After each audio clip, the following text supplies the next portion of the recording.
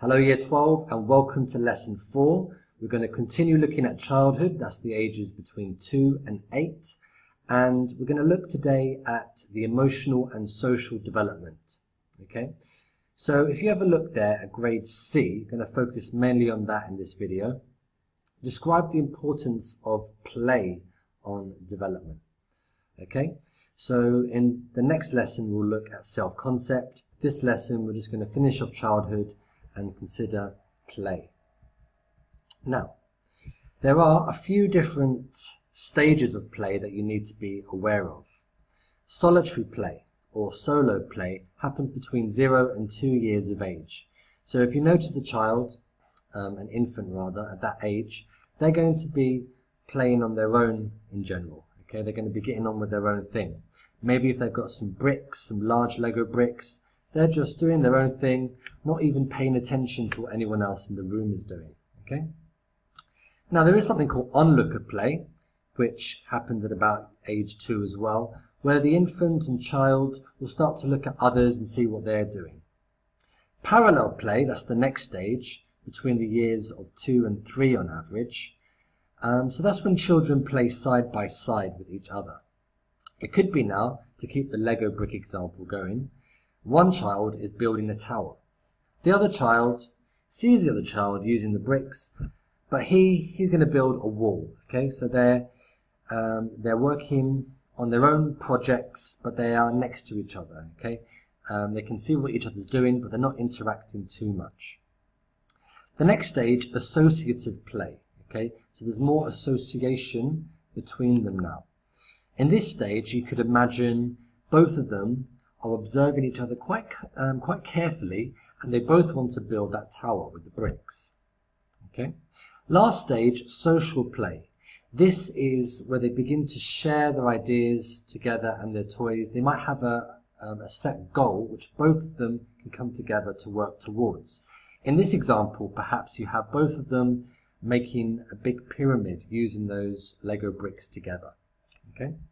So these are the different stages of play which all of us are kind of aware of. If we were to look at children and infants and see how they play, we have an understanding that there is this sort of development from playing on your own as an infant to more cooperative play or social play as the child becomes 3, 4 and so on years of age.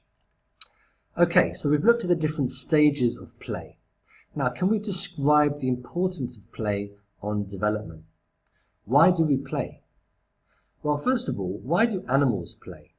If you watch a nature documentary, you'll see the lion cubs play fighting with each other. Why are they doing that? Well, it's because the skills that they learn as a cub, they're going to put into good use as an adult lion later on. Okay, the play fighting will turn into real fighting and hunting and killing later on. So those skills are going to be put into good use. What skills do we use and develop when we play? Well, again, let's think of the skills in terms of pies. Physical.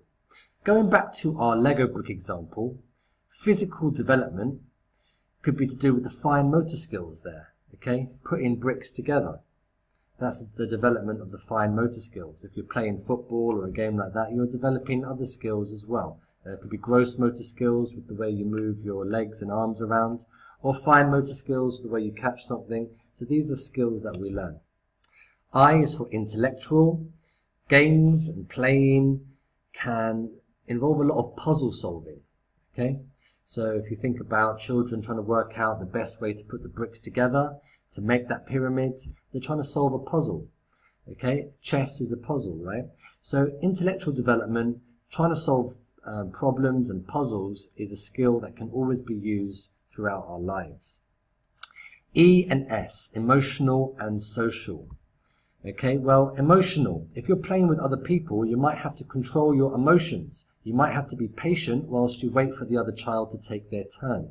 So emotional development is very important for the child. You can't have an impatient child turning into an impatient adolescent, then an impatient adult. Okay, we don't like impatient adults. We don't like impatient people. So these are skills that you can learn.